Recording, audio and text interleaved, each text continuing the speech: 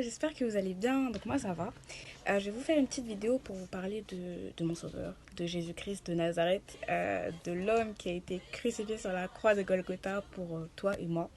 Et aujourd'hui je vais te dire pourquoi c'est important en fait de le considérer dans notre propre vie et pourquoi c'est important tout simplement de le suivre en fait. Dans ma vie, comme toi je pense, j'ai souffert de choses, j'ai souffert des circonstances de la vie. J'ai souvent été complexée, je me trouvais pas belle. Bref, il y a plein de choses qui ont impacté ma propre personne. Et vous savez tous que quand une maladie est là et qu'on ne la guérit pas, bah, elle prend de l'ampleur et elle fait encore plus de dégâts. J'ai décidé tout simplement à commencer à m'intéresser à Dieu en fait. Donc j'ai commencé à m'intéresser à plusieurs types de religions. Et je me suis retrouvée dans la Bible. Et il y a des événements qui ont fait que j'ai commencé vraiment à m'intéresser, à m'intéresser, jusqu'à vraiment prononcer la confession, je t'accepte comme sauveur et seigneur de ma vie.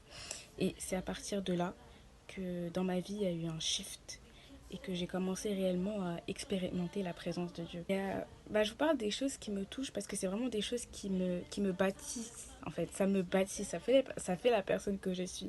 Maintenant que j'ai compris qui était Jésus-Christ, maintenant que je l'ai reconnu en fait en tant que Seigneur de ma vie, je vous cache pas, des fois c'est dur, des fois je pleure, des fois j'ai envie d'abandonner, mais il y a une chose en fait qui me pousse toujours à continuer et c'est son amour. Au-delà de toutes les bêtises que je peux faire, au-delà de toutes les bêtises que j'ai fait et que je fais encore actuellement, je sais que sur cette terre, il n'y a personne qui m'aimera comme Jésus-Christ m'aime.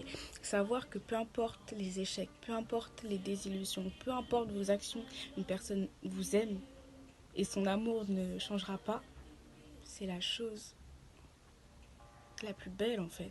Parce que je pense que vous comme moi, vous savez que sur cette terre, ce dont l'homme a besoin, c'est d'être aimé. Et d'être aimé par celui qui lui a créé, c'est différent d'être aimé des hommes en fait. Donc je vous encourage tout simplement à faire un pas, un premier pas. C'est juste à vous intéresser à qui est Dieu. Vous pouvez tout simplement vous poser dans votre chambre comme moi, je suis assise, et dire Christ ou Dieu, qui es-tu? Révèle-toi à moi en fait. Et au début, vous n'allez pas forcément entendre une voix, vous n'allez pas forcément entendre quelque chose. N'abandonnez pas, persévérez parce que il y a un verset qui dit celui qui frappe trouvera. Si vous cherchez, vous trouverez. Et moi, je parle du principe que si vous cherchez réellement Dieu, il se manifestera à vous et après votre vie va changer.